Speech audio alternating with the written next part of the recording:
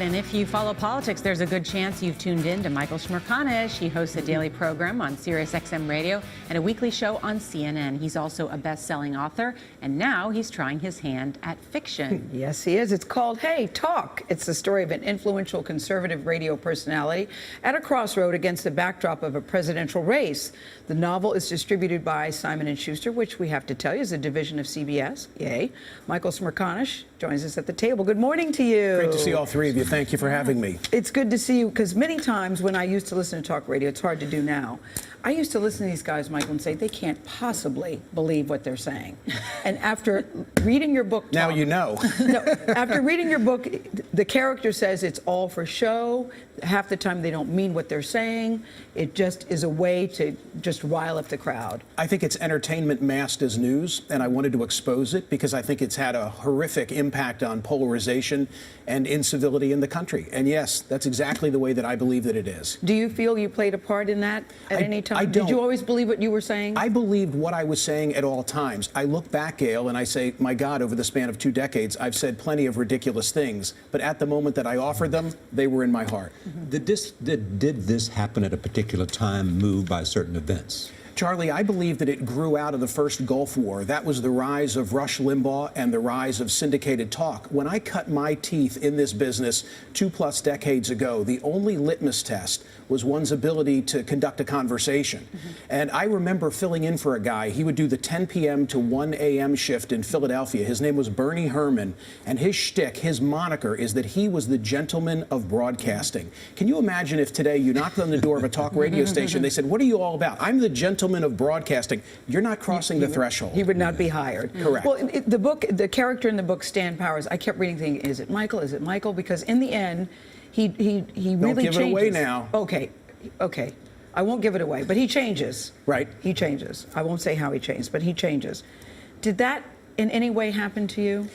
I did go back and forth about you. I really did. Many of the incidents that I write about in the book absolutely happened to me. If you're reading the book and you're scratching your head and you're saying, my God, did this take place? Chances are it did.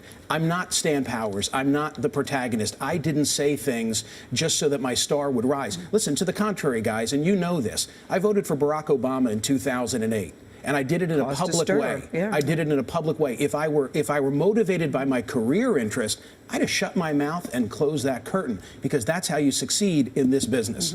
The rise of talk radio has coincided with increasing partisanship in politics. But I'm not sure it's the cause of it. There are a lot of other factors, and there's always been partisan media since the beginning of media. Nora, I disagree with you respectfully. I think it is a significant causal factor in this. And what I would point to is the following. In the early 1980s, on Ronald Reagan's watch, 60% of the Senate comprised of moderates. Today, literally none. Every Republican is more conservative than every Democrat. Every Democrat is more liberal than every Republican. And that's because of talk radio? I believe that it's an absolute contributing factor, and it's because too many politicians are taking their cues from men with microphones. And why would they do that? Because we've got hyperpartisan districts, we've got closed primaries, and we've got the influence of money. So it's all related. But yeah, they're taking their cues from the talk crowd and the cable TV crowd, and it's to the detriment of the country. And one last thing, the nation isn't in this category. You know, this is about the passionate few. 42% of the country, according to Gallup, are I's, independents, not R's or D's. So are there more, so the country's independent, but are there more conservative talk radio hosts than liberal? Absolutely. And why is that? Well, it's because when the beachhead was established, Charlie, in 1991 and thereafter, at the time of the first Gulf War, I think conservatives rightfully believed they had nowhere to go. The big 3 networks, the Washington Post, the New York Times, didn't give them a feeling that the red carpet had been rolled out. So they carved out this clubhouse for themselves.